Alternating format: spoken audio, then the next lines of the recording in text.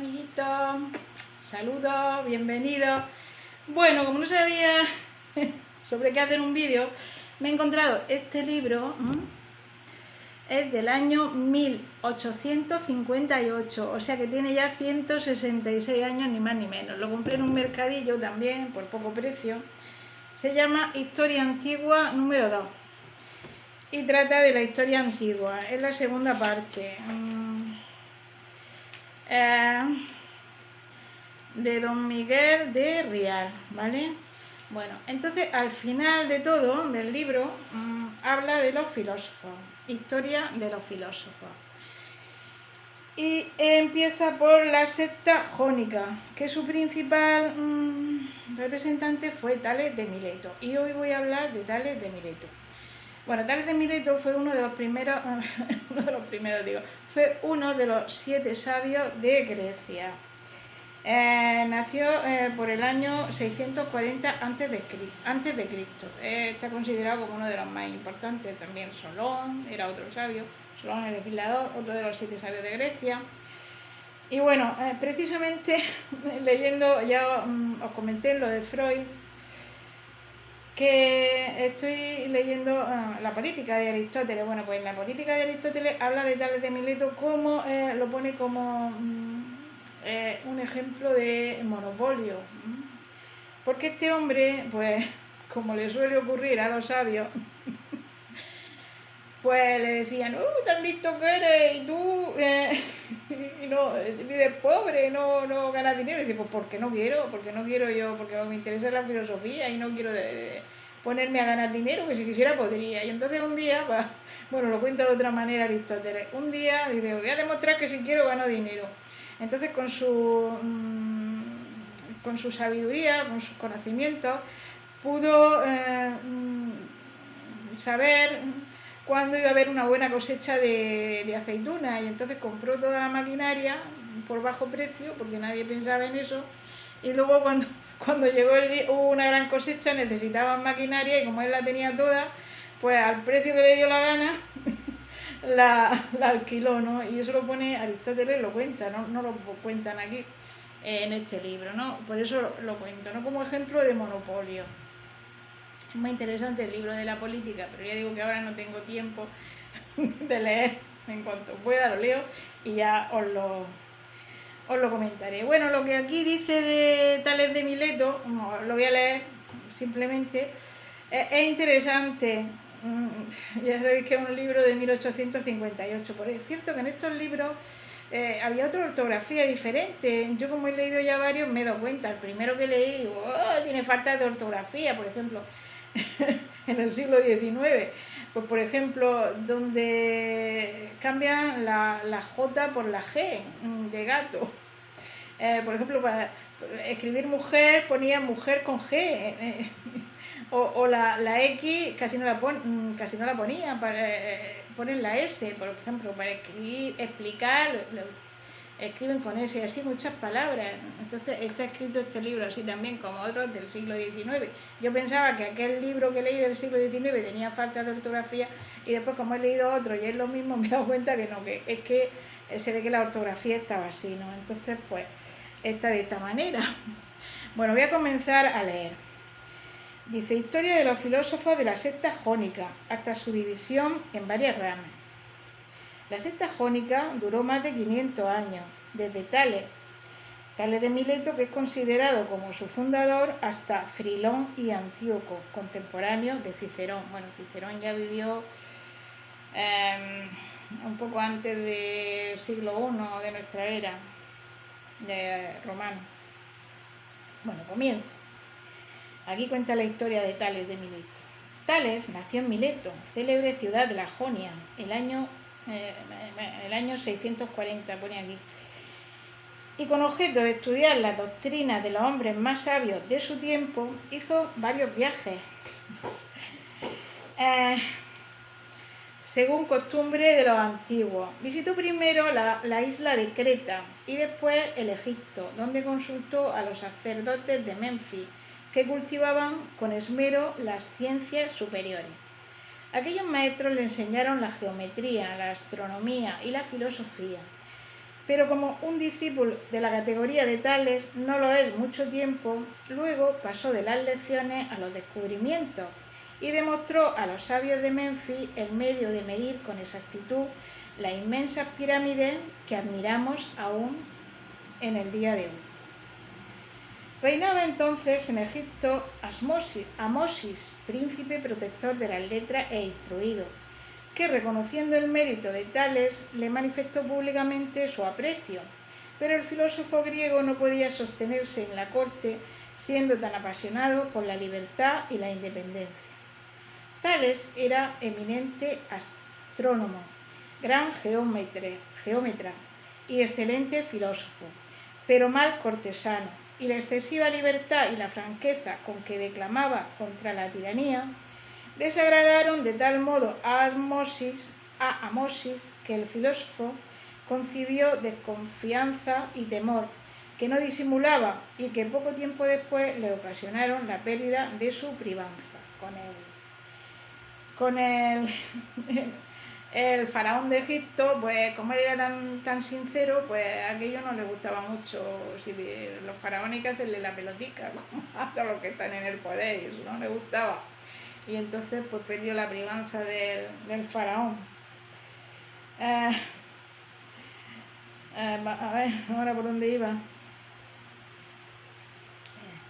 Esta desgracia fue provechosa para la Grecia, porque Tales salió de la corte y regresó a Mileto, a esparcir en su patria los tesoros de Egipto. Bueno, los tesoros se refiere a la sabiduría. Sus grandes progresos en la ciencia le valieron el ser contado entre los 7 sabios de Grecia, tan exaltado en la antigüedad, pero solo Tales mereció la prez de ser fundador de una secta de filósofos, de dedicarse a la contemplación de la naturaleza, de crear una escuela y un cuerpo de doctrina y de tener discípulos y sucesores, porque los demás solo se hicieron notables por su vida ejemplar y algunos preceptos morales. Bueno, quiere decir que de los 7 sabios él fue el que hizo todo esto, fundar una secta y todo esto. No creo oportuno extenderme sobre las diversas circunstancias de la vida de Tales, su permanencia en la corte de Creso, rey de Libia, y sus conversaciones con Solón, el legislador, este era otro de los sabios. Y citaré de peso lo que le dijo con gracia y sensatez una mujer que le vio caer en un hoyo mientras contemplaba los astros. ¿Cómo habéis de saber, le preguntó, lo que pasa en el ¿Cómo habéis de saber lo que pasa en el cielo si no veis lo que está a vuestros pies? Le dijo la mujer. ¿Cómo vais a saber tanto si no veis ni lo que está en la tierra? Y la excusa ingeniosa con que eludió la instancia de su madre, que deseaba que se casase. Esta es otra anécdota. Es que aquí, como lo pone todo, lo escribía en la máquina. Respondiéndose a su madre, deseaba que él se casase. Y él respondiendo, cuando era joven, dice, aún no es hora. Y cuando llegó a ser de mayor edad, dice, ya es tarde. O sea, que ni se casó ni nada, porque toda su vida la dedicó a la ciencia, ¿no? Me recuerda un poco a Arquímedes. Bueno, Arquímedes, que ya hablé en un momento de él, que era también un poco así. En realidad casi todos los sabios, como están en sus cosas, no ven la realidad, son torpes. Arquímedes, cuando los romanos estaban en Siracusa y cuando los romanos conquistaron, llegaron allí, le dijo un romano, ríndete, que hemos tomado la fortaleza, dice. Y le dijo, espérate que estoy haciendo este invento. O sea, no le prestó atención y el romano lo mató. O sea, pues era un poco así, ¿no? Él vivía en su mundo, pero cuando él le daba la gana y se fijaba en las cosas terrenas, pues también le salía bien.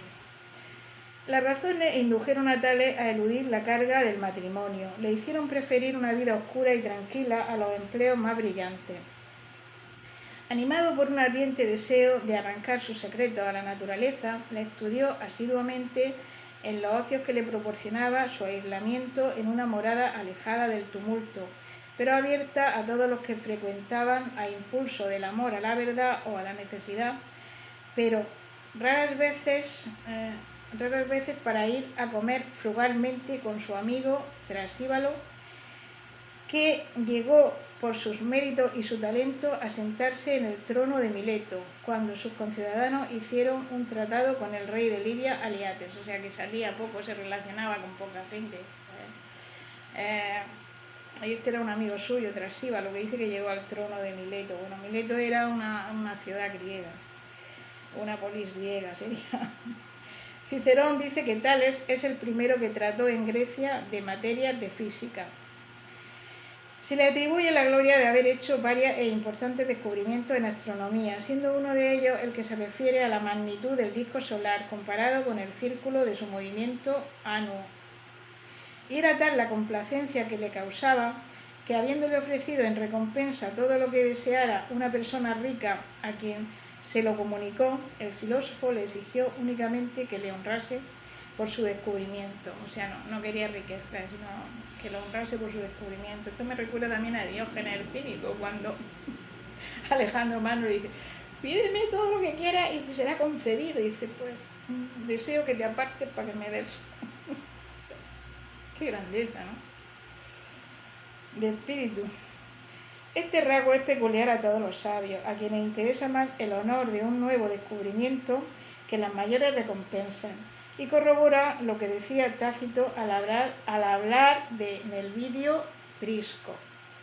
Los hombres más sabios son desinteresados en todo menos en el deseo de gloria. Bueno, el Elvidio Prisco creo que vivió en la época de Nerón, y Nerón y de Séneca, ¿no? Lo hizo que se suicidara, acusándole de una conspiración.